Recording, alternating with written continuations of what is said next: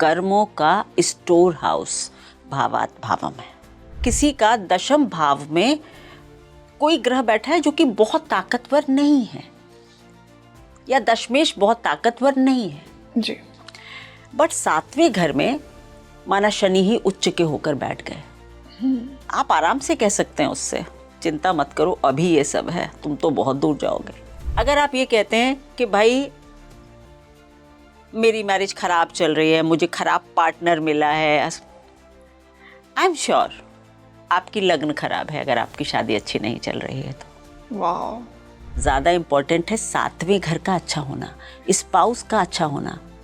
आप बहुत अच्छे प्रोवाइडर हैं, आप बहुत हाई फाई जॉब में हैं, आप महीने का 10 लाख कमा के घर में दे रहे हैं, बट अगर स्पाउस अच्छा नहीं है तो वो 10 लाख भी वेस्ट कर देगा। तो फोकस किस पर है? Spouse, 7th house. पंचम भाव जो है वो संतान का भी है। अब एफर्ट और संतान जुड़ गई है, या एफर्ट और क्रिएटिविटी जुड़ गई है, भावात भावम है ना, that is good 5th house. खराब 5th हाउस होगा, बड़े होके बच्चे जब कुछ बन जाएंगे तो वो कहेंगे आपने किया ही क्या है। हाँ, 4थे घर से माँ और स्पाउस, 2 आपके बड़े पिलर्स हैं जिनको आप सर्वाधिक प्रेम करते हैं या करना चाहते हैं। जन्मदात्री को, या फिर जो हमें जीवन भर का साथ देने का वादा करता है, हाथ पकड़ के कहता तुम्हारे साथ चलेंगे, तो वो हमें लगता है यही सब कुछ है। अब अगर इन दोनों के बीच में अच्छी जेलिंग नहीं होगी तो आपका पूरा व्यक्तित्व तो लड़खड़ा जाएगा। 4थे से 4था, सुख को बढ़ाने वाला, सुख को एक्टिवेट करने वाला या सुख को समाप्त करने वाला कैसा होगा, ये 7म भाव बताएगा। उच्च का चंद्रमा 7वें घर में, शनि नीच का, शुरू से आप अच्छे वाहन ड्राइव करेंगे, ये राजयोग है, क्योंकि 4थे घर का कारक ग्रह चंद्रमा है। अगर वो 4थे से 4थे में उच्च का हो गया तो वाहन से अच्छे वाहन से लग्जूरियस वाहन। 5th से 5th हमारा भाग्य है, हमारा 9th हाउस। इसका तो बहुत सिंपल है, मतलब सबसे सिंपल ये है कि आप भाग्यशाली ही तब हैं जब आपके बच्चे अच्छे निकल जाएं। हाँ, इससे बड़ा कोई भाग्य नहीं, आप प्रधानमंत्री बन जाएं। अगर आपका बच्चा अच्छा नहीं निकलेगा ना तो आप अपना प्रधानमंत्री पद भी एंजॉय नहीं कर पाएंगे। कुछ लोग होते हैं ना मैम बहुत लकी, कि नेचुरली उनकी लाइफ में कि इतने लकी हो, आपने कुछ किया नहीं, बस आपके पास नेचुरली चीजें आपके लिए होती हैं। That is it. क्योंकि 11वें का भावात भावम नवम है। 9th हाउस अगर अच्छा है, प्रभु का प्रसाद होता है 9th हाउस, देव कृपा होती है, बहुत सुंदर, आपको तुरंत मिल जाएगा जो इच्छा करी हो। तुलसीदास जी ने लिखा, करी हो मन माही, जो मन में भी सोच लोगे। 12वां हाउस मोक्ष का हाउस, और 12th से 12th अगेन 11th हाउस। फिर क्या मतलब हुआ इसका कि मोक्ष तब होगा जब इच्छाओं का अंत होगा। Wow,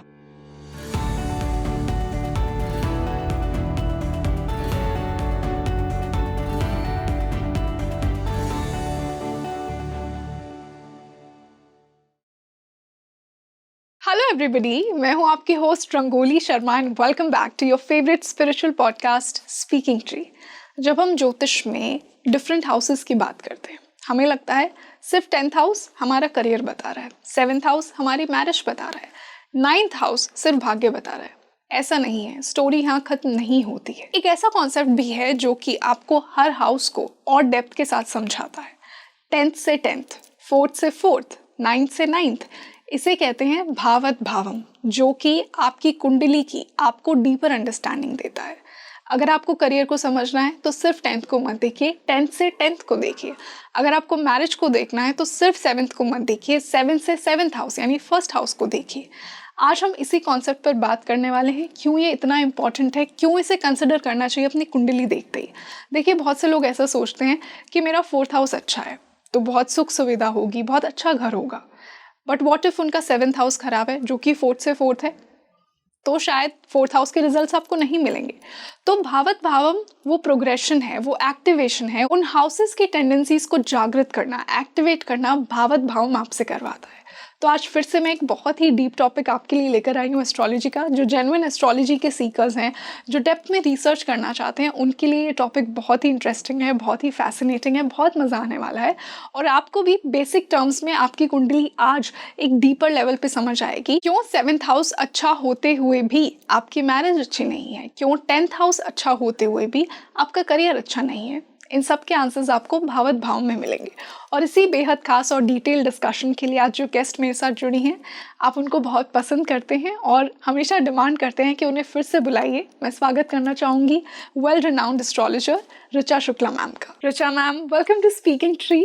thank you Rangoli once again for calling me. बहुत अच्छा लग रहा है आज आपने फिर से हमें ज्वाइन किया और फिर से एक उतना ही नुआंस्ड टॉपिक। मैं पर्सनली बहुत एक्साइटेड होती हूँ जब आप आते हैं, क्योंकि ज्योतिष को एक डीपर लेंस के थ्रू हम समझते हैं। उस दिन ऐसे ऐसे हम टॉपिक्स लेकर आते हैं जिससे थोड़ा और हम ज्योतिष की स्पिरिचुअल डेप्थ में जाएं जी। आज भी हमने एक ऐसा ही टॉपिक चुना है, भावत भावम का कॉन्सेप्ट।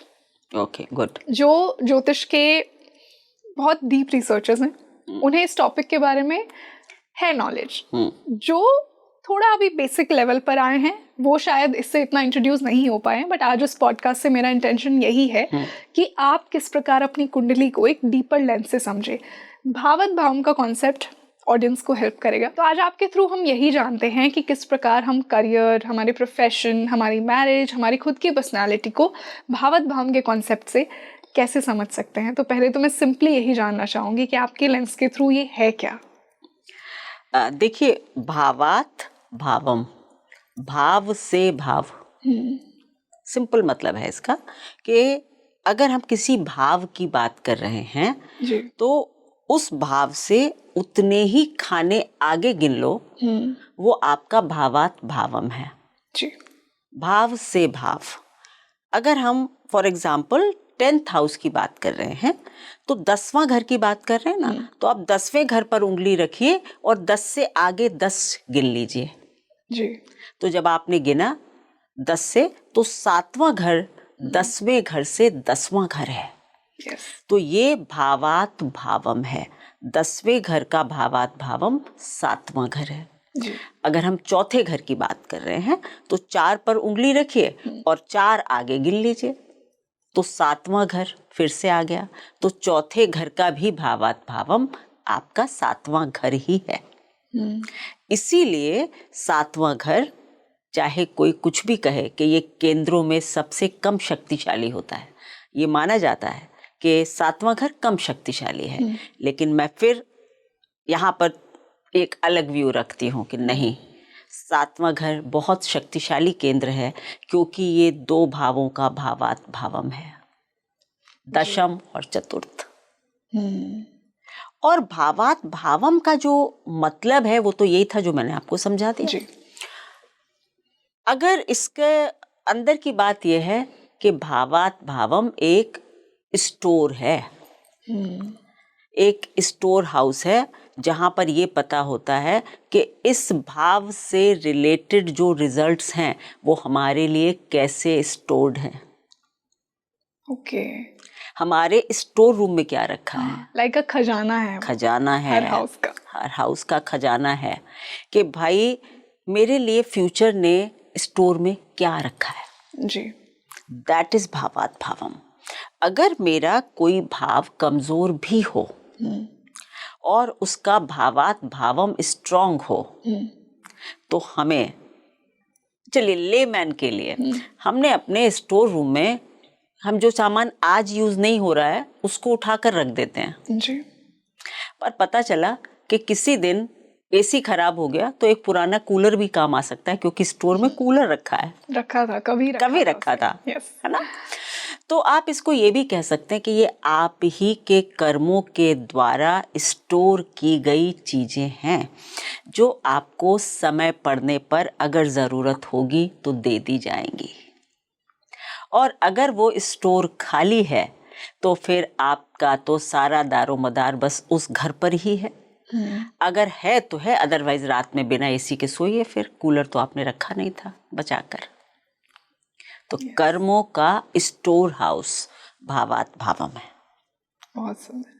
अब इसी से मैम हम हमारी लाइफ के डिफरेंट एरियाज को समझते हैं, तो हम करियर और प्रोफेशन से स्टार्ट करते हैं। यूजुअली अगर मैं बेसिक लेमन टर्म्स में कहूँ, जो बेसिक एस्ट्रोलॉजी जो लोग सीख रहे हैं, 10वां भाव हमारा करियर का भाव माना जाता है।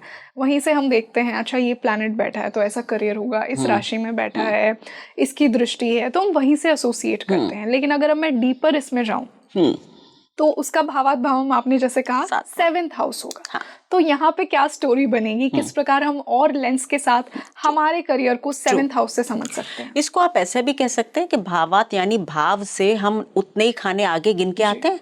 इसको आप ये भी कह सकते हैं कि स्टोर भी है, दूसरा प्रोग्रेशन ऑफ दैट हाउस भी है, सस्टेनेंस ऑफ दैट हाउस भी है। अगर किसी का 10वां घर बहुत अच्छा है और 7वां घर बिल्कुल शक्तिहीन है, 7वें घर का मालिक नीच का हो, 7वें घर में क्रूर ग्रह बैठ जाए, या मतलब जैसे खराब होता है भाव वैसा हो गया हो, तो आपका करियर शुरू में बहुत अच्छा हो सकता है लेकिन सस्टेनेंस उतनी अच्छी नहीं होगी। आप पूरी उम्र अच्छा करियर नहीं पा पाएंगे।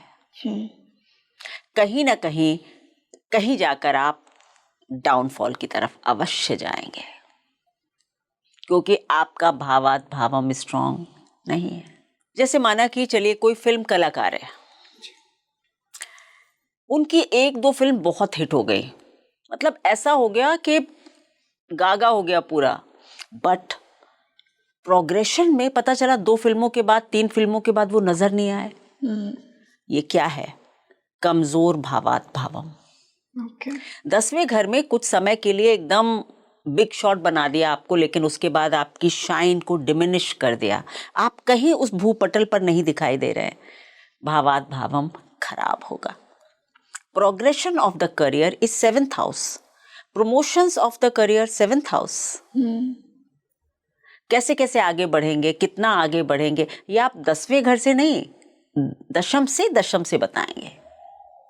अब अगर किसी का 10th भाव में कोई ग्रह बैठा है जो कि बहुत ताकतवर नहीं है, या दशमेश बहुत ताकतवर नहीं है जी, बट 7वें घर में माना शनि ही उच्च के होकर बैठ गए, आप आराम से कह सकते हैं उससे चिंता मत करो, अभी ये सब है, तुम तो बहुत दूर जाओगे, तुम तो बहुत दूर जाओगे और बहुत आगे जाओगे, क्योंकि भावात भावम में कर्म का स्वामी ही उच्च का होकर बैठा हुआ है शनि।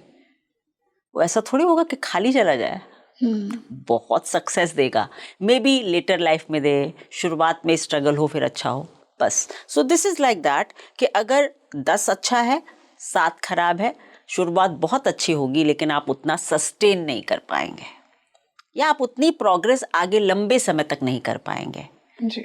और अगर 7th बहुत अच्छा है, 10th थोड़ा कमजोर है, तो आप मोटा मोटा, ये देखिए बहुत सारे फैक्टर देखने पड़ेंगे। ये डिस्क्लेमर मैं पहले ही दे देती हूँ हर जगह कि बहुत सारे लॉर्ड्स को देखना पड़ेगा, लेकिन ये जनरल भावात भावम पर समझा रहे हैं। तो आप ये समझ लीजिए कि अगर 7th अच्छा है और 10th थोड़ा कमजोर भी है तो बहुत चिंता मत, आप धीरे धीरे प्रोग्रेस करके हाइट्स पर पहुंचेंगे अवश्य, क्योंकि आपका भावात भावम स्ट्रांग है जी।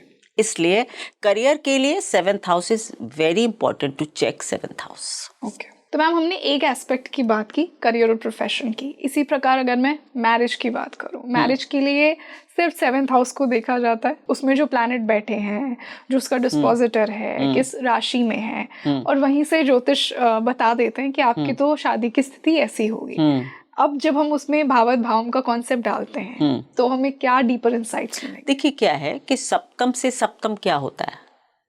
1st हाउस, लग्न, ठीक है। तो आपके लिए जितने सधे हुए आप हैं, जितने अच्छे समझदार आप हैं, उतनी ही अच्छी आपकी मैरिज होगी। हाँ बिल्कुल सिंपल। अगर मेरी लग्न बहुत कमजोर है तो मैं दूसरे को क्या समझूंगा? ट्रू। अगर मुझे मैरिज देखनी है तो मुझे सबसे पहले किसको देखना होगा? मुझे खुद को, कि मेरे अंदर क्या है। आपकी मैरिज अच्छी चलेगी खराब होगी, बहुत कुछ तो आपके ऊपर डिपेंड करता है। अब अगर आप ईगोइस्टिक हैं तो आप पहले से सोच लीजिए कि आपकी मैरिज खराब ही जाएगी, क्योंकि आपने उसके स्टोर में ईगो रख रखा है। आप बहुत हेड स्ट्रांग है और आप बहुत प्राइड फील करते हैं कि यार मैं बहुत हेड स्ट्रांग हूँ। सर, आपकी मैरिज ज्योतिषी से बिना पूछे मान लो अच्छी नहीं चलेगी, क्योंकि आपने जो एक प्रेम का स्थान है, जो एक जुड़ने का स्थान है ना, पार्टनरशिप का स्थान है, उसके स्टोर में आपने हेड स्ट्रांगनेस रखी है। फ्लेक्सिबिलिटी चाहिए। मैरिज में क्या चाहिए? फ्लेक्सिबिलिटी। दूसरे को साथ लेकर चलना, हाथ से हाथ जोड़कर चलना, थोड़ा सरेंडर, थोड़ा कॉम्प्रोमाइज, कहाँ देना है कहाँ लेना है, एक बैलेंस बनाना। और हम बहुत प्राइड लेकर बोल रहे हैं I am very head strong, और आप ज्योतिषी के पास जा रहे हैं मेरी शादी कैसे चलेगी। खुद ही जान जाइए आपकी शादी अच्छी नहीं चलेगी, क्योंकि आपने तो शादी के स्टोर में खुद को ऐसा बैठाला हुआ है। हर चीज का बड़ा अच्छा ज्योतिष में आंसर है ना। अगर आप ये कहते हैं कि भाई मेरी मैरिज खराब चल रही है, मुझे खराब पार्टनर मिला है, आई एम श्योर आपकी लग्न खराब है अगर आपकी शादी अच्छी नहीं चल रही है तो। वाह, कहीं ना कहीं आपके लग्नेश पर कुछ तो एफ्लिक्शन है, क्योंकि अगर आप सब कुछ मतलब करने वाले होते तो फिर शादी खराब नहीं होती, क्योंकि शादी का एक मतलब पहिया तो आप ही है ना, आप उसे संभाल लेते, आप संभाल लेते, गिरने नहीं देते। एक पहिए पर भी, भाई स्कूटर है, एक पहिया पंचर भी हो गया तो भी आप किनारे तक ले जाकर खींच सकते हैं। जब तक दोनों नहीं खराब होंगे तब तक तो स्कूटर नहीं, तब फिर हिलेगा भी नहीं स्कूटर। बट अगर एक में भी हवा है तो आप उसको निकाल ले जाएंगे ट्रैफिक से, किनारे तक तो ले ही जाएंगे ना। यस। तो यानी कि सातवां घर ही नहीं, लग्न भी खराब होगी अगर मैरिज खराब है। ठीक है, बहुत बड़ा मिथ आज हाँ, हमने तोड़ा जी है। हाँ, हाँ, बिल्कुल। क्योंकि आपको समझने की बात ये होती है कि ये जो सिद्धांत हमारे ऋषियों ने दिए थे वो इसीलिए दिए थे कि हर चीज इंटरकनेक्टेड है। अब अगर मैं इसको दशम भाव पर वापस आती हूँ, थोड़ा और इंटरेस्टिंग बना देते हैं इसको। मैंने कहा दशम का भावात भावम सप्तम है, जी। तो करियर की प्रोग्रेशन जो है वो आपके स्पाउस पर भी बहुत निर्भर करती है। अगर हम सप्तम को केवल स्पाउस माने, जी, वही है, स्पाउस है। Yes. If I am happy in marriage, I am मतलब surely going to render my best services to my work. मैं घर से खुश हूँ, मेरा साथी मुझे समझता है, प्रोग्रेसिव है, मुझे आगे बढ़ाने की सोचता है, मेरा करियर अच्छा ही होगा। मुझे टांग खींचने वाला पति मिला है, मेरा करियर कैसा होगा? आंसर अच्छा नहीं होगा, क्योंकि उसका भावत भाव वो है ना। तो ये समझिए कि आपका, जैसे मैंने कहा ना, मैरिज में आप इम्पोर्टेंट है, करियर में आपके स्पाउस का बहुत बड़ा रोल है। बिल्कुल। और मैम इसी से एक सिमिलैरिटी ये भी हम कर सकते हैं कि अगर करियर में आप खुश हैं, करियर में आप अच्छे हैं, तो कहीं ना कहीं आपकी शादी भी अच्छी होगी। ये भी कह सकते हैं कि भाई इसमें आप ऐसे कह सकते हैं कि if you are doing well तो आप एक अच्छे प्रोवाइडर हो जाएंगे, तो वो ठीक हो गया। लेकिन यहाँ पर ज़्यादा इम्पोर्टेंट क्या है? ज़्यादा इम्पोर्टेंट है सातवें घर का अच्छा होना, स्पाउस का अच्छा होना। आप बहुत अच्छे प्रोवाइडर हैं, आप बहुत हाई फाई जॉब में हैं, आप महीने का 10 लाख कमा के घर में दे रहे हैं, बट अगर स्पाउस अच्छा नहीं है तो वो 10 लाख भी वेस्ट कर देगा। बिल्कुल। तो फोकस किस पर है? Spouse, 7th house. तो करियर को आपको देखना है, तो केवल ये नहीं कि प्रोग्रेशन के लिए देखा जाता है साथ, लेकिन इसको मैं आम आदमी को समझाने के लिए कहती हूँ कि भैया आपका काउंटर पार्ट आपके करियर में बहुत बड़ा योगदान देता है। जैसे हम कहते हैं ना कि like behind every successful man there is a woman. Yes. भावात भावम का सिद्धांत है ये। यस। जो हमारे ऋषियों ने बहुत पहले बता दिया था, आपने अब इंग्लिश में बोल दिया तो आपने कहा बहुत बढ़िया कुछ हो गया। उन्होंने कहा था सफल आदमी के पीछे स्त्री खड़ी है। इसको आप आज स्त्री को हटा दीजिए, स्पाउस वर्ड यूज किया है मैंने, क्योंकि अब स्त्रियां भी बराबर कर रही हैं। तो मेरी सफलता के पीछे मेरे पति का ही हाथ होगा, इसके अलावा कुछ और हो ही नहीं सकता। बिल्कुल। तो इसलिए है behind every successful man there is a woman. भावात भावम। Yes. कितना सिंपल है भावात भावम। बहुत आप लोग simple क्या समझ रहे थे कि कठिन है? और बहुत सुंदर तरीके से आपने हमें बताए करियर और हमने मैरिज की जब बात की। तो मैरिज खराब है तो आपका फोकस कहाँ है? आपके ऊपर होना चाहिए, पत्नी पर नहीं होना चाहिए, पति पर नहीं होना चाहिए। मेरी शादी में वो ऐसे करता है, वो वैसे करता है। आप क्या करते हैं?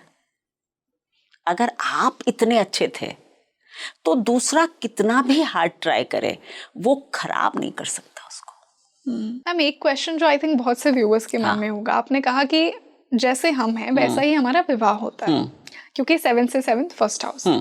अब कुछ बहुत से ऐसे केसेस होते हैं अनफॉर्चुनेटली जहाँ पे वायलेंट है आपका पार्टनर और आप वायलेंट नहीं है, आपकी एनर्जी वो है ही नहीं बट सामने वाले की एनर्जी बिल्कुल सही है। तो उन केसेस में कैसे समझा जाए? बिल्कुल, उसमें भी आप ही फोकस में हैं।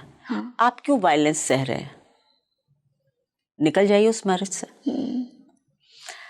आप खराबी को सह क्यों रहे हैं? इसको आप दूसरे तरीके से समझ लीजिए कि अगर आप कमजोर हैं तभी कोई वायलेंट हो रहा है आपके ऊपर। Again you are important. मैं कहते ना कि अन्याय को सहने वाला बड़ा अन्यायी है। तो यहाँ पर बात ये हो गई कि अच्छी मैरिज तो चलो हो गया, भाई मैं अच्छा था, मेरी अच्छी मैरिज हो गई। लेकिन अगर दूसरा खराब है और मैं सिर्फ इसलिए इसको चला रहा हूँ क्योंकि मैं डरपोक हूँ, मैं आवाज नहीं उठा सकता, तो फिर आपकी मैरिज और खराब होगी। क्योंकि वो आदमी समझ जाएगा कि आज अगर इसने एक थप्पड़ को सह लिया है तो कल 2 थप्पड़ भी सह लेगा। तो मैं कहूंगी कि यहाँ पर रिवर्स गियर में जाइए, उस विवाह से निकलिए क्योंकि वो विवाह आपका जीवन खराब कर देगा। यहाँ भी एक्शन आप ही को लेना है, कोई ग्रह नहीं लेगा। बहुत सुंदर। You have to, so focus again you. It's like that. I hope कि ये बहुत से लोगों के क्वेश्चन को आंसर करेगा। बिल्कुल। और इसी से अब हम हाउस वाइज हर हाउस को एक भावत भावम के कॉन्सेप्ट से समझते हैं। सेकंड हाउस की बात करते हैं। देखो सेकंड हाउस हमारे ना, अगर हम थोड़े से ऑब्जर्वेंट हों और अपने बड़े बूढ़ों की बातें ध्यान से सुने हो ना, तो हमें भावात भावम अच्छे से समझ आ जाता है। कैसे? जैसे कहा कि भाई दूसरे घर का जो भावात भावम है वो तीसरा घर है। सेकंड टू सेकंड, ठीक है। दूसरा घर क्या है? परिवार, है ना। और धन है, परिवार है, भोजन है ना। हाँ, वाणी है। अब इसका जो स्टोर हाउस है वो आपका थर्ड हाउस है, ठीक है। धन अगर है तो अगर एक एक ले लेते हैं सिग्निफिकेंस। हाँ, धन है, धन कैसे बढ़ा सकते हैं आप? अगर आपका थर्ड हाउस अच्छा है, अगर आप पुरुषार्थी हैं तो आपका धन बढ़ेगा। पराक्रमी है। कहते हैं ना, उद्योगी न पुरुष सिंह मुपैति लक्ष्मी। उद्योगी पुरुष के पास ही लक्ष्मी टिकती है और आती है जी। ये हमारे ऋषियों ने बहुत पहले लिख दिया सुभाषितानी में कि उद्योगी न पुरुष सिंह मुपैति लक्ष्मी। जो उद्योगी पुरुष होगा वो लक्ष्मी को वरण करता है, उसके पास लक्ष्मी स्वयं आती है। इसलिए दूसरे का भावात भावम तीसरा है। अब आपने कहा कि भाई मैं बैठूंगा तो आराम से, पराक्रम तो मुझे करना नहीं है, लेकिन मेरे पास लक्ष्मी नहीं आ रही, आएगी ही नहीं। तो if third house is not strong, अंतिम उसमें आपके पास लक्ष्मी नहीं टिकेगी। ये लिख लीजिए। इफ यू आर नॉट पराक्रमी, इफ यू आर नॉट उद्योगी, क्योंकि लक्ष्मी का एक स्वभाव है, टिकती नहीं वो नहीं, वो अपने से वो देखती है मुझे संभाल कौन सकता है।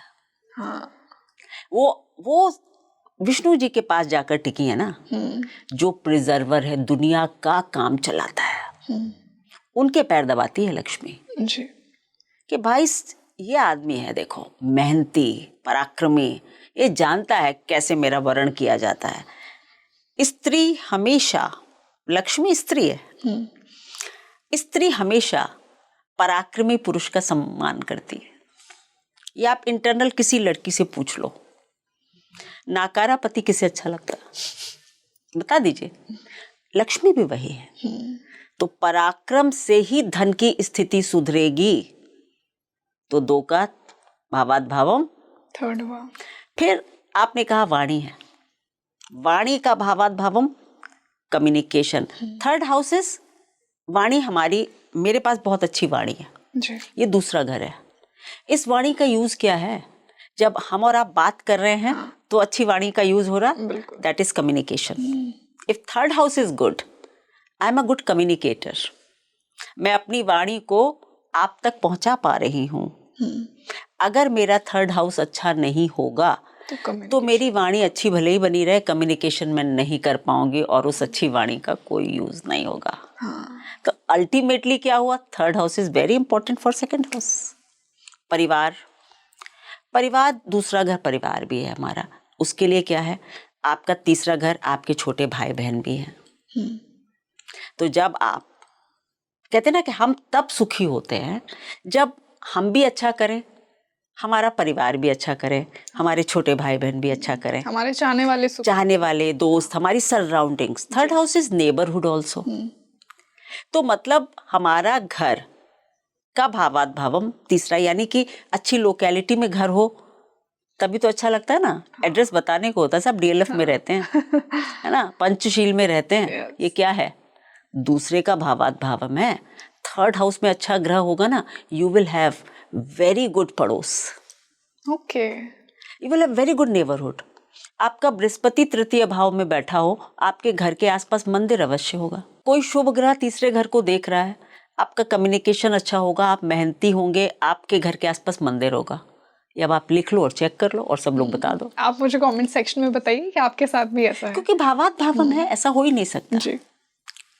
तो अब आप कहेंगे कि भाई सेकंड हाउस का भाव, बिल्कुल थर्ड हाउस है, और मैंने बताया कि किस तरह से ये भावात भावम है। बिल्कुल मैम, एक तरह से ये वही बात होगी, सेकंड हाउस कितना ही अच्छा हो, कहीं ना कहीं उसका एक्टिवेशन आपके थर्ड हाउस में यस, होता है। That is activation word is the right word, you use right word.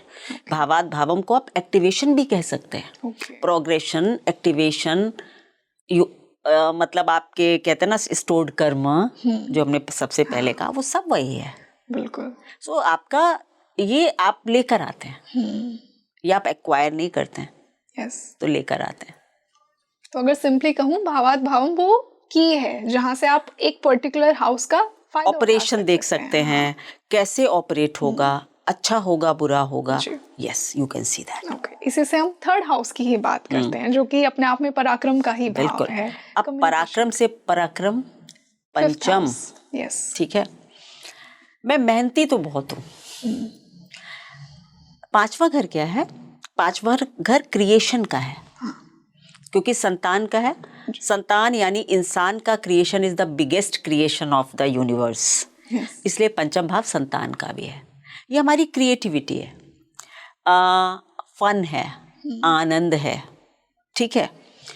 अब थर्ड से थर्ड अगर क्रिएशन है तो इसका क्या मतलब हुआ कि मैं, वही बात आ जाती है ना कि भाई मेहनत तो एक मजदूर भी बहुत करता है, तो क्या उसका उतना अच्छा हो रहा है? पर अगर किसी का पंचम अच्छा है तो उसके एफर्ट से कुछ नई चीजें क्रिएट हो रही हैं, यानी कि वो समाज के लिए कुछ यूजफुल क्रिएट कर रहा है। यस। ऑथर, पंचम भाव जिसका अच्छा होगा बहुत बढ़िया ऑथर होगा। ओके। थर्ड हाउस कम्युनिकेशन है, हाथ भी है ना, लिखने की एबिलिटी। आपने अंदर आपके 100 विचार चल रहे थे, ऐसा ऐसा वैसा, किस किस को बताते हुए घूमोगे? एक अच्छी बुक लिख दो ना, हमेशा के लिए आप अमर हो जाओगे। Fifth house, third to third, changing और यूजिंग योर पराक्रम इन क्रिएटिंग और क्रिएटिविटी इस पंचम। तो पंचम अच्छा है तो आपके पराक्रम का यूज अच्छा होगा, आप जो भी मेहनत करेंगे वो फलित हो जाएगी। बिल्कुल। पंचम खराब है तो आप मेहनत करते जाइए, उसके रिजल्ट नहीं आएंगे, नहीं आते। इसीलिए कहते हैं कि पंचम भाव पूर्व पुण्य है। हाँ। तो पूर्व पुण्यों से मतलब है कि भाई क्या मतलब है कि आज मैं जो काम करूं उसका फल मुझे मिल जाए। तभी तो कहते हैं बड़े अच्छे कर्म किए होंगे जो आज ऐसा आया है मेरे सामने। कर्म ही तो किए थे पर पिछले जन्म में भी कर दिए थे, और अगर इस जन्म में भी अच्छे कर दिए तो बस जिसको आप देखें कि वो आदमी, कहते हैं ना मिडास टच होता है। ये टर्म क्यों बनाया गया कि हाथ लगाया और सोना बन गया? स्ट्रॉन्ग पंचम हाउस इसके बिना नहीं हो सकता। ओके। एफर्ट कुछ भी करते रहिए, अगर वो effort is not turning into productivity, कुछ रिजल्ट नहीं आ कुछ रिजल्ट नहीं आ रहा, प्रोडक्टिव कर्म नहीं है, पंचम भाव खराब होगा। और जिसका लग रहा है कि जिसने हाथ भी रख दिया सोना बन गया, थर्ड से थर्ड बहुत अच्छा होगा। Strong fifth house. Ma'am third को यंगर सिबलिंग्स का भी कहा Yes. जाता है, तो उसके कनेक्शन में हम किस प्रकार समझ सकते हैं? देखो एक बात बताओ कि दोस्त भी हैं, छोटेपन के दोस्त भी, नेबर्स भी हैं। मैं अपने ध्यान में बैठी हूँ, किताब लिखने बैठी हूँ, हमारे पड़ोस में लड़ाई झगड़ा हो रहा है, मार काट मची हुई है, आप किताब लिख लेंगे? No. मैं आम आदमी को समझाने के लिए सरल कर देती हूँ चीजें, यानी हमें अपना पड़ोस अच्छा चाहिए। हाँ। तो मतलब हमारी क्रिएटिविटी को कौन सपोर्ट करता है? हमारे पड़ोस वाले करते हैं, हमारे साथी भी करते हैं, कई बार आपके भाई बहन भी करते हैं। छोटे भाई बहन, पंचम भाव आनंद भी है। छोटे भाई बहनों की कंपनी, घर में अच्छा माहौल हो तो आपको क्या मिलता है? आनंद। बचपन की जो हमारे अपने भाई बहनों के साथ जो खेल कूद था, उससे बड़ा आनंद आपने कभी पाया? कभी नहीं पाया। That's a joy of different kind. वो अल्टीमेट होता है। छोटी छोटी चीजों पे लड़ना, फिर पाने की होड़ करना, फिर उसको पा लेना तो बड़ा महसूस करना, आनंद था वो। फिफ्थ हाउस एक्सटेसी है। सो हमारे सिबलिंग्स, हमारे दोस्त हमें क्या देते हैं? आनंद। अगर खराब होगा पंचम भाव तो हमारे भाई बहन, हमारे संबंध अच्छे नहीं होंगे। और घर में ही अगर हमारे एफर्ट्स को कोई सराहने वाला नहीं है तो हमें क्या लगता है कि यार घर में ही कोई नहीं कहता अच्छे कर रहा है। जी। पंचम भाव संतान है। सबसे अच्छा आपको तब लगता है जब आपकी संतान आपके एफर्ट्स को अप्रिशिएट करती है। तो पंचम भाव जो है जी। वो संतान का भी है। अब एफर्ट और संतान जुड़ गई है, या एफर्ट और क्रिएटिविटी जुड़ गई है, भावात भावम है ना। जब हम मेहनत करते हैं एज अ पेरेंट, हम सबसे ज्यादा मेहनत किसके ऊपर करते हैं? बच्चों के ऊपर। That's it. या अब अगर मेरा पंचम भाव अच्छा है, स्टोर अच्छा है, तो जब मैं बच्चों पर मेहनत करती हूँ तो मेरे बच्चे बड़े होकर कहते हैं कि मेरी एग्जिस्टेंस में मेरी माँ का बहुत बड़ा हाथ है। That is good fifth house. खराब फिफ्थ हाउस होगा, बड़े होके बच्चे जब कुछ बन जाएंगे तो वो कहेंगे आपने किया ही क्या है। हाँ। Bad fifth house. They would not want to take care of you. No, take care अलग है। They will not appreciate your effort. कि आपने किया ही क्या था, आपने तो बहुत किया था, पर वो उन्होंने कह दिया क्या किया था। सबसे बड़ा दुख यही है। जी। तो आपकी क्रिएटिविटी को अप्रिसिएशन सबसे ज्यादा, आप संतान को, आपको लगता है आपने तो भगवान ने बच्चा दिया, फिर आपने उसको पाला पोसा, सारे एफर्ट वहीं डाल दिए। बच्चों ने कहा अप्रिशिएट नहीं, तो आपके सारे कर्म क्या हो गए? खराब। हाथ में क्या आया? Yes. या बच्चे अच्छे बने नहीं तो भी व्यर्थ, जी। एफर्ट व्यर्थ। तो एफर्ट का व्यर्थ होना, एफर्ट का सफल होना पंचम भाव बताता है। बहुत बड़ा ब्यूटीफुल एक्सप्लेनेशन, और इस तरीके से हमने कभी सोचा नहीं था। बट वही आज जैसा मैंने कहा कि एक डीपर, एक लेंस से ज्योतिष समझेंगे। फोर्थ हाउस पर आते हैं, सुख। चौथे से चौथा, फिर आ गया हमारा सातवां। यस, सातवां घर कभी नहीं छोड़ता, कहीं नहीं छोड़ता जी, क्योंकि वो हमारी लग्न का मिरर है, हमारा केंद्र, वहां से हम दिखते हैं। हाँ, तो चौथे से चौथा हमारे जीवन में दो लोग सबसे महत्वपूर्ण हैं। या तो हमारी जन्म देने वाली, या विवाह के बाद भी हमारा दूसरा जन्म ही होता है, क्योंकि फिर हम एक अलग परिवार से जुड़ जाते हैं, एक अलग व्यक्ति से जुड़ जाते हैं, और ये कहा जाता है कि अब यही तुम्हारा सब कुछ है। इवन माँ बाप यही कहते हैं। बिल्कुल, ये कहकर ही भेजते हैं। ये कहकर भेजते हैं। लड़के को भी यही समझाते हैं कि बेटा अब हमें थोड़ा पीछे कर देना, लेकिन इसके साथ निभा लेना। तो माँ बाप तो यही कहते हैं ना। जी। तो चौथे घर से माँ और स्पाउस, दो आपके बड़े पिलर्स हैं जिनको आप सर्वाधिक प्रेम करते हैं या करना चाहते हैं। जन्मदात्री को, या फिर जो हमें जीवन भर का साथ देने का वादा करता है, हाथ पकड़ के कहता तुम्हारे साथ चलेंगे, तो वो हमें लगता है यही सब कुछ है। अब अगर इन दोनों के बीच में अच्छी जेलिंग नहीं होगी तो आपका पूरा व्यक्तित्व लड़खड़ा जाएगा। If your mother is not comfortable with your wife, you are never happy. क्योंकि आप अपनी शादी में सबसे बड़ा वैलिडेशन अपनी माँ से ढूंढते हैं कि जिस दिन आपकी माँ कहती है यार मैं बहू से बहुत खुश हूँ, लड़के को लगता मेरा जीवन आसान हो गया। अब मुझे वैलिडेशन नहीं चाहिए, इसको ये पसंद आ गई, इसे भी मैं बहुत प्यार करता हूँ, इसे भी, तो अब मुझे बटना नहीं पड़ेगा, मेरा कोई झगड़ा नहीं है। बट अगर माँ कह दे एक आंख से तेरी बहू मुझे नहीं भाती, लड़का समझ गया अब हुआ जीवन कठिन। मेरे सुख को आग लग गई। चौथे से चौथा, सुख को बढ़ाने वाला, सुख को एक्टिवेट करने वाला या सुख को समाप्त करने वाला कैसा होगा, ये सप्तम भाव बताएगा। अगर आपका स्पाउस अच्छा, माना आप स्त्री भी हैं, हाँ। आप अपने परिवार के लिए कुछ करना चाहती हैं और अगर आपका स्पाउस कहे कि आप नहीं कर सकते, तो आपके अंदर जो दुख होगा वो बहुत बड़ा होता है कि अब मेरी माँ को मेरी ज़रूरत थी और मुझे नहीं करने दिया। यानी कि हमारा सुख हमारे माँ और स्पाउस के साथ जुड़ा होता है। तो घर की सुख शांति मेंटेन तभी होती है जब हमारा स्पाउस बैलेंस्ड पर्सनालिटी का होता है, मेरे सुख दुख को समझता है जी। तो सुख से सुख क्या है? स्पाउस। अब इसको एक पार्ट है ये चौथे भाव का, दूसरा पार्ट है एसेट्स, घर द्वार गाड़ियां। सातवें घर में उच्च का चंद्रमा हो, 7th हाउस में एक्सॉल्टेड मून, यस, यानी वृषभ राशि हो सातवें घर में और वहां चंद्रमा बैठा हो, यस, और चतुर्थेश नीच का हो। ओके, ये ऐसा वृश्चिक लग्न वालों के लिए होगा बस, और किसी के लिए नहीं होगा।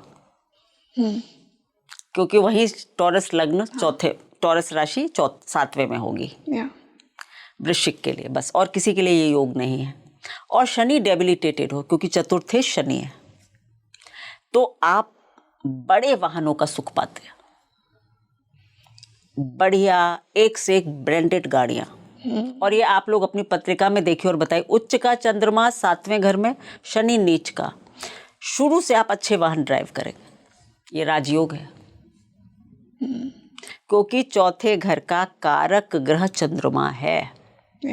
अगर वो चौथे से चौथे में उच्च का हो गया तो वाहन से अच्छे वाहन से लग्जूरियस वाहन। पैदा हुए थे मारुति में, जैसे जैसे जीवन आगे बढ़ेगा मर्सिडीज तक जाओगे ही। अब ये क्यों कहा ऋषियों ने कि चतुर्थेश नीच का हो? हाँ, इसलिए क्योंकि चतुर्थेश मतलब जो है उसको ना नीच भंग मिल जाता है अगर वो नीच का होगा ना, और चंद्र उच्च का होगा, ओके, तो ये नीच भंग होता है और नीच भंग अधिक ताकतवर हो जाता है। यस, तो इसलिए उन्होंने, ये एक योग है, आई थिंक बृहद पारशर का ही है। पर आप चलो अभी ये भी भूल जाओ नीच वीच वाला, सिर्फ ये सोचो सातवें घर में उच्च का चंद्रमा, मैं ज़्यादा डीप में नहीं जाऊंगी। तो आपके वाहन अच्छे, आपके एसेट्स अच्छे।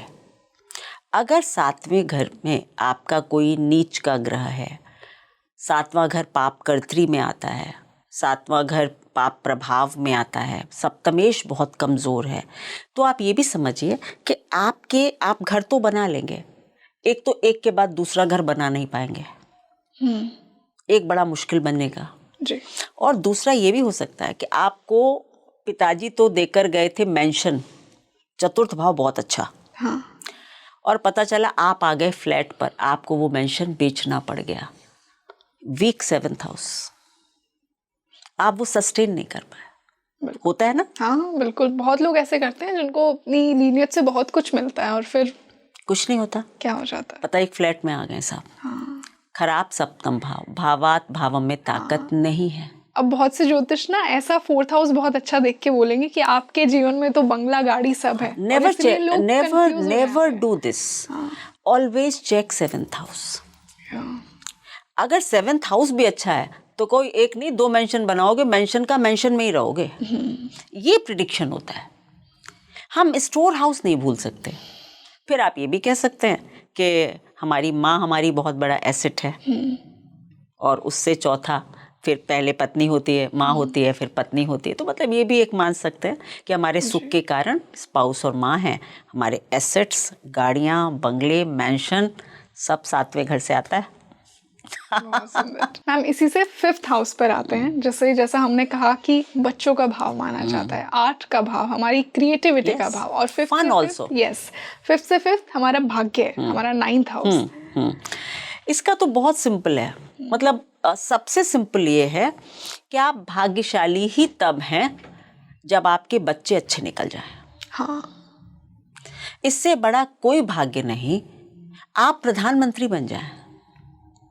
अगर आपका बच्चा अच्छा नहीं निकलेगा ना, तो आप अपना प्रधानमंत्री पद भी एंजॉय नहीं कर पाएंगे। तो यह तो एक सबसे बेसिक है कि 9वां भाव तो अच्छा होना ही चाहिए, क्योंकि आपकी संतान से संतान। जी। और दूसरा ये, क्योंकि भाग्य कौन बनाता है? संतान भाग्य बनाती है। हाँ, कहते हैं ना भाग्य लेकर आया, ये लड़की भाग्य पैदा हुई लेकर तो आया, भाग्य बहुत बदल भाग्य गया। तो हमारी संतान हमारा भाग्य बनाने वाली भी है, बिगाड़ने वाली भी है। ट्रू। 5वां भाव अच्छा, 9वां खराब।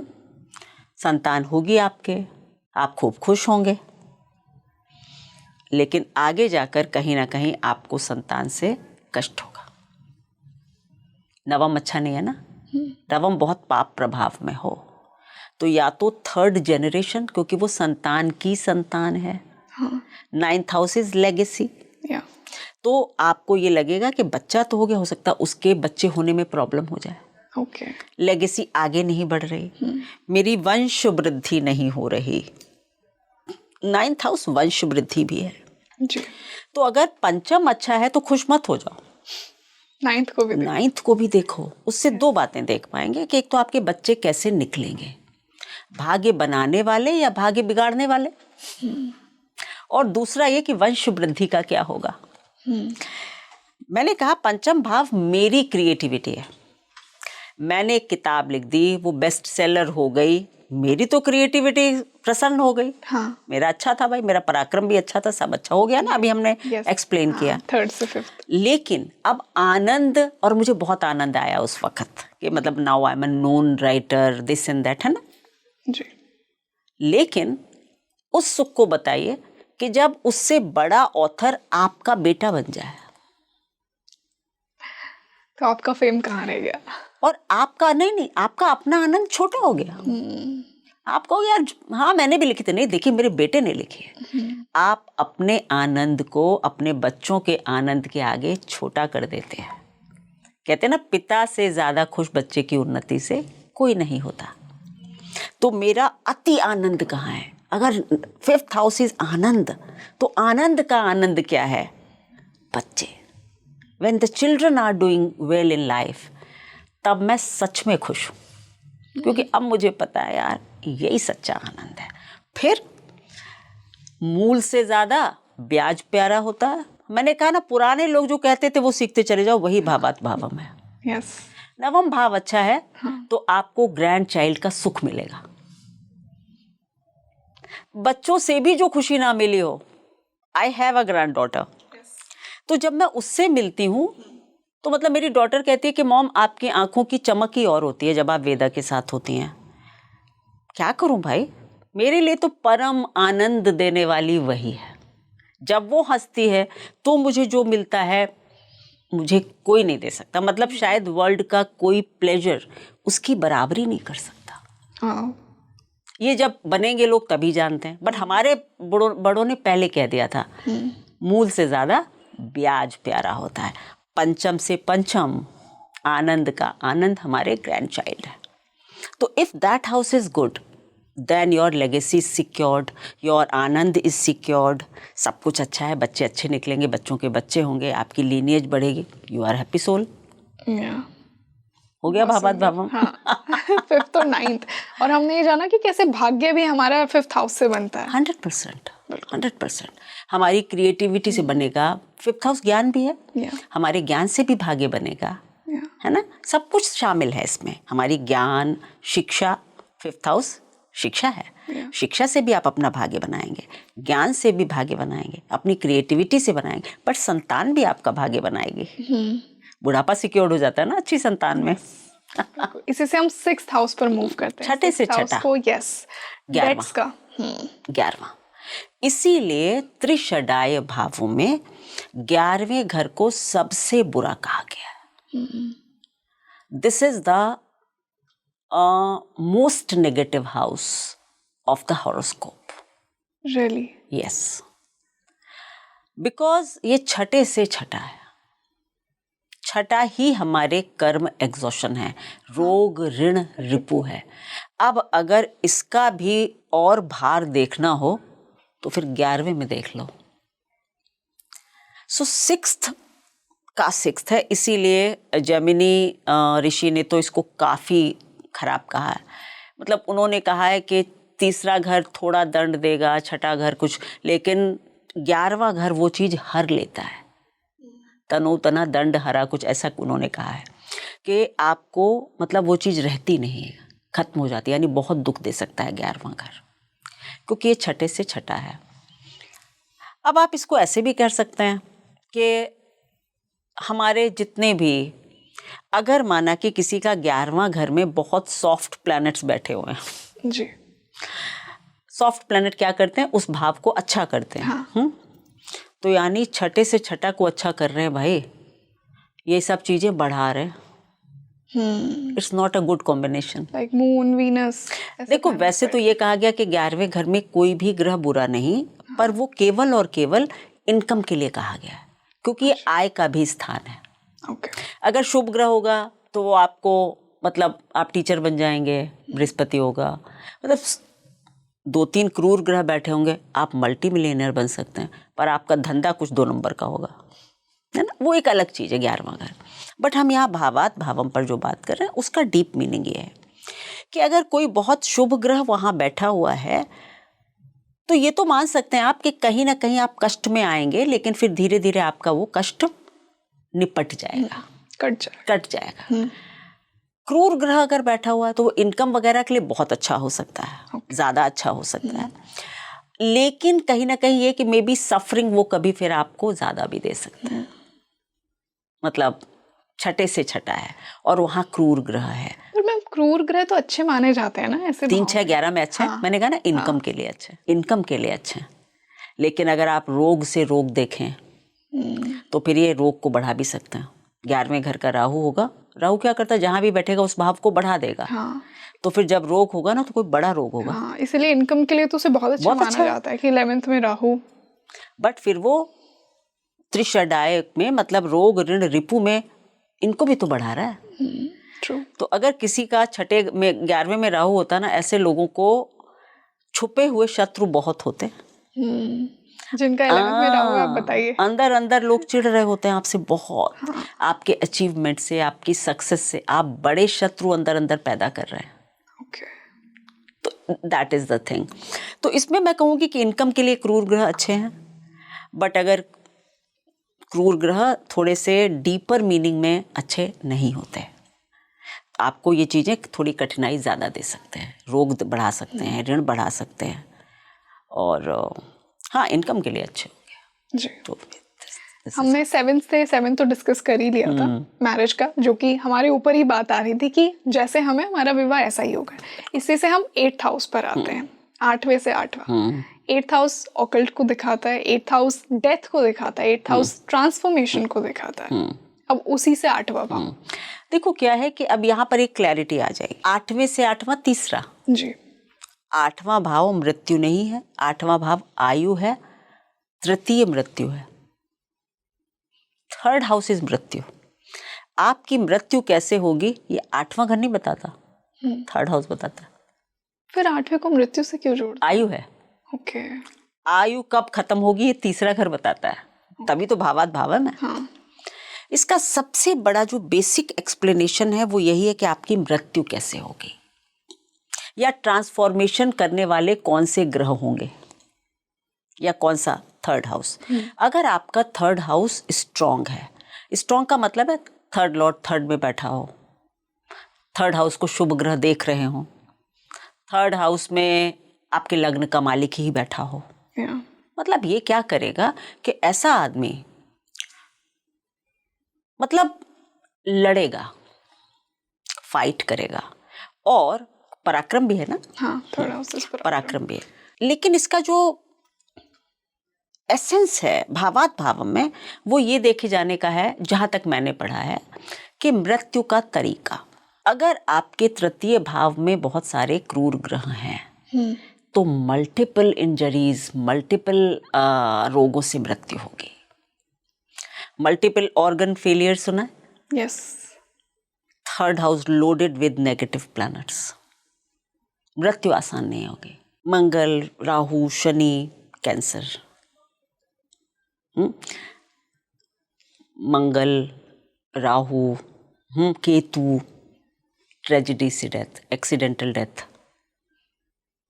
केतु, हिटलर के थर्ड हाउस में केतु था, गोली मार ली थी खुद को, खुद को खत्म कर दिया, है ना, लाइक दैट। सो इस पर भी शुभ ग्रहों का प्रभाव बहुत अच्छा होता है, मृत्यु पीसफुल हो जाती है। देखो 3, 6, 11 में क्रूर ग्रह वर्ल्डली चीजों के लिए बहुत अच्छे हैं। ओके। छठे में भी बहुत अच्छा, आप शत्रु का नाश करोगे, सब ठीक है, लेकिन इसका मतलब शत्रु पहले होगा तब नाश करोगे ना। और होंगे, इसका मतलब बहुत शत्रु होंगे। Yes. राहु 11वें घर में बहुत इनकम देगा, सब कुछ करेगा, लेकिन आपको बहुत छुपे हुए शत्रु भी देगा। इसी तरह थर्ड हाउस नेगेटिव, कहते हैं ना, शनि भी अच्छा, मंगल भी अच्छा, थर्ड हाउस नहीं, ये वर्डली उसमें ठीक है, लेकिन जब अंत पर बात होगी तो ये कठिनता दे देंगे। यहाँ भी बृहस्पति की दृष्टि ही अच्छी है तृतीय पर, यहाँ भी बृहस्पति बचा है। हाँ, यहाँ भी बिल्कुल, यहाँ भी बुध की दृष्टि, शुक्र की दृष्टि बढ़िया है ना। शुक्र की दृष्टि हो, आप मतलब आराम से सो रहे होंगे और आपकी मृत्यु हो जाएगी, जबकि शुक्र को और बृहस्पति को थर्ड हाउस में बिल्कुल अच्छा नहीं मानते हैं। यही हमने बात की थी। बट मृत्यु पीसफुल हो जाएगी आपकी, आप सोते सोते चले जाएंगे। तो कितना देखिए भावात भावम से है कि ये थर्ड हाउस पराक्रम है तो अच्छा है क्रूर ग्रह, लेकिन फिर अंतिम डेस्टिनेशन कैसा होगा, ये मिस्ट्री 8th हाउस से पता that is it, that is third house and 8th house connection. देखो क्या होता है कि 8th हाउस ऑकल्ट भी है जी, ट्रांसफॉर्मेशन भी है। अगर किसी का 8th लॉर्ड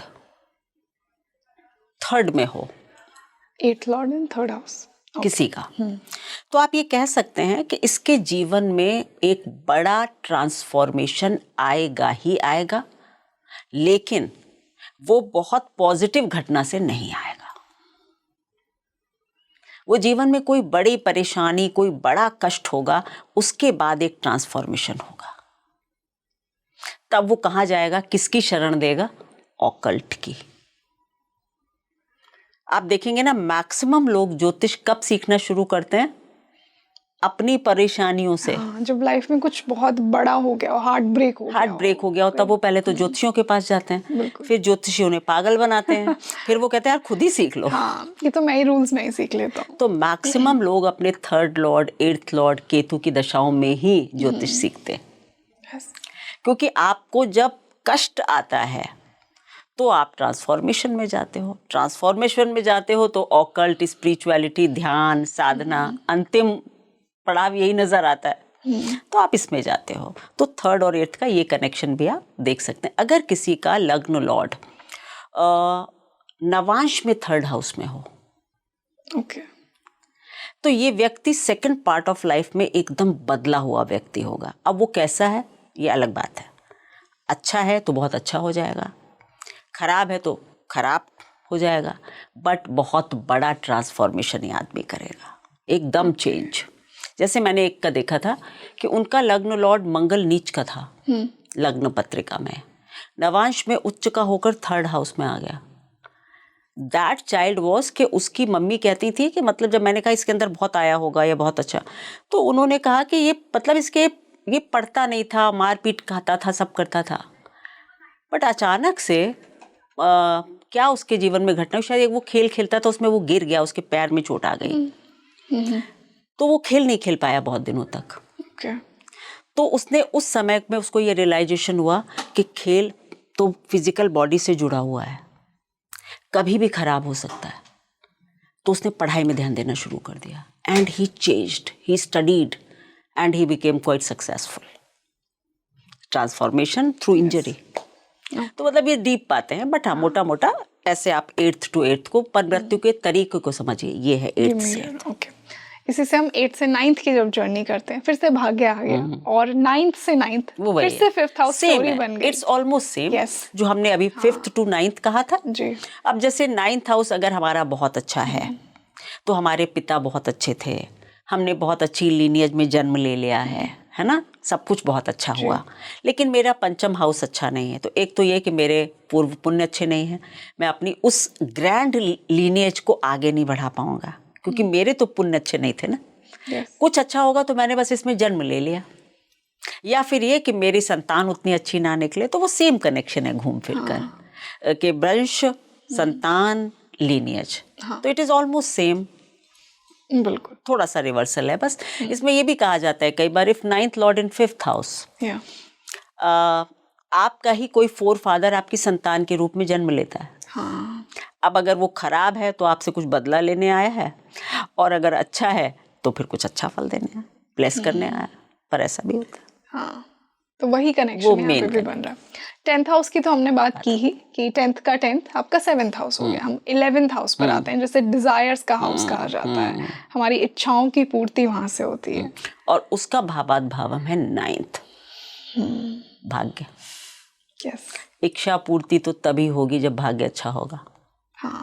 बात खत्म। बिल्कुल, जैसे कुछ लोग होते हैं ना मैम बहुत लकी, कि नेचुरली उनकी लाइफ में कि इतने लकी हो, आपने कुछ किया नहीं, बस आपके पास नेचुरली चीजें आपके लिए होती हैं। That is it. क्योंकि 11वें का भावात भावम नवम है। अच्छा भाग्य लेकर आए हो तो सब कुछ होगा। कहते हैं ना कि जो इच्छा करी हो मन माही, प्रभु प्रसाद कछु दुर्लभ नाही। कि मन में इच्छा भी कर लोगे ना, 9th हाउस अगर अच्छा है, प्रभु का प्रसाद होता है 9th हाउस, देव कृपा होती है, बहुत सुंदर, आपको तुरंत मिल जाएगा। जो इच्छा करी हो, तुलसीदास जी ने लिखा करी हो मन माही, जो मन में भी सोच लोगे, प्रभु प्रसाद कछु दुर्लभ नहीं। ईश्वर के प्रसाद से, कृपा से कुछ भी दुर्लभ नहीं, यानी आप कुछ भी पा सकते हैं। सो 9th हाउस इज देव कृपा की डिजायर, और हो गई। 9th हाउस अच्छा है, क्या करना जी। तो जब 9th हाउस बहुत अच्छा होता है, बृहस्पति से दृष्ट हो, बृहस्पति बैठे हों, ये तो बेस्ट है। बाकी फिर 9th हाउस ही लॉर्ड 9th में हो, जो भी हो, तो आप समझिए कि फिर आपका 11वां घर बहुत अच्छा है। इच्छा पूर्ति तो होगी, और कहीं ना कहीं आपके पास से जुड़ी है, पूर्व कर्मों से जुड़ी है, कर्मों से जुड़ी है आपकी, कहीं ना कहीं आपके भाग्य में लिख दिया गया कि जाओ तथास्तु, हर चीज के लिए। मैम इसी से लास्ट हाउस की बात करते हैं, 12वां हाउस मोक्ष का हाउस, और 12th से 12th अगेन 11th हाउस। फिर क्या मतलब हुआ इसका कि मोक्ष तब होगा जब इच्छाओं का अंत होगा। तो जितनी कम इच्छाएं उतनी अच्छी पॉसिबिलिटी मोक्ष की। 11वां घर बहुत लोडेड, इतनी इच्छाएं लेकर आए हो कि मोक्ष का तो सोचो भी मत। You can not gate. बहुत कुछ करना है, तुम्हें बहुत कुछ करना है, जन्म दर जन्म आना है। It's okay, good for you. अब किसी का आत्मकारक ग्रह 11वें में हो और लास्ट डिग्रीज में हो, ये व्यक्ति काफी सॉर्टेड है, मोक्ष की पात्रता रखता हाँ देखिए, मतलब वैसे तो मोक्ष एक ऐसी चीज है, उस पर भी मैं अभी एक लाइन बोलूंगी जरूर, बट हाँ आपकी इच्छाएं शेष ज्यादा नहीं है, छोटी मोटी कुछ वासना बाकी थी, इसलिए आप आए हैं इस जीवन में, वो आप पूरी करेंगे और सोल को कहेंगे जय श्री राम, है ना। मतलब आपकी फिर इच्छा नहीं है। हाँ, अब अगर ईश्वर की मर्जी हो कुछ तो भेज दें दोबारा, कोई और पर्पस उनकी समझ में आता हो तो। मैं बाइंड करना चाह रहा हूँ अपनी इस यात्रा को मैं जो ख़त्म करना चाह रहा हूँ, ठीक है। दूसरा, मोक्ष जैसी कोई चीज़ नहीं है। रियली? हाँ, इस पर भी अच्छा है कि आज बात आ गई। क्या है कि कृष्ण, इसका मेरे जो विचार क्यों आया, क्योंकि कृष्ण जी ने अर्जुन से गीता में कहा कि पार्थ, मैं और तुम हर युग में थे। तो अगर हर युग में भगवान खुद थे तो मोक्ष तो भगवान का ही नहीं है, इंसान का क्या होगा? तो फिर मोक्ष है क्या वास्तव कुछ भी नहीं है। इच्छाओं का अंत ही मोक्ष है। मोक्ष आप जीते जी प्राप्त करते हैं। लिविंग मोक्ष। लिविंग मोक्ष इज मोक्ष। इच्छाहीन हो जाना, मम उक्ष, मैं से ऊपर उठ जाना, मुझे कुछ नहीं चाहिए, I am done with this world, मोक्ष। बहुत लोग जीते जी मोक्ष में होते हैं। हाँ। तो मोक्ष तो जीते जी है, मरने के बाद मोक्ष का कॉन्सेप्ट आई डोंट बिलीव। मरने के बाद भगवान नहीं मिलते। I don't believe. इच्छा का शून्य होना, इच्छाओं का व्यय हो जाना ही मोक्ष है। तो 12वें से 12वां इस 11वां, तो इच्छाओं से मुक्त जीवन ही मोक्ष की तरफ जा सकता है। बट मैम, इच्छाएं तो बहुत ही बेसिक ह्यूमन नेचर है ना। तो ये मोक्ष फिर सबके लिए है कहाँ? विरलों के लिए लिखा गया। Everybody is not in that path, even not in the Q. लेकिन बहुत जब विरले लोग होते हैं। भगवान फिर से आ रहे हैं, भगवान को मोक्ष नहीं मिला। हम कहते हैं ना, भगवान का तो लीला है। एक शब्द है ना, लीला। हाँ। उन्होंने ये कहा कि हम और तुम हर युग में थे। इसका मतलब ये है कि इंसान और भगवान, या मतलब कोई शक्ति या जो भी है, एनर्जी है ना। Energy is never destroyed. कभी हम पेड़ के रूप में आ जाएंगे, कभी कुत्ते के रूप में आ जाएंगे, कभी किसी कीट के रूप में आ जाएंगे।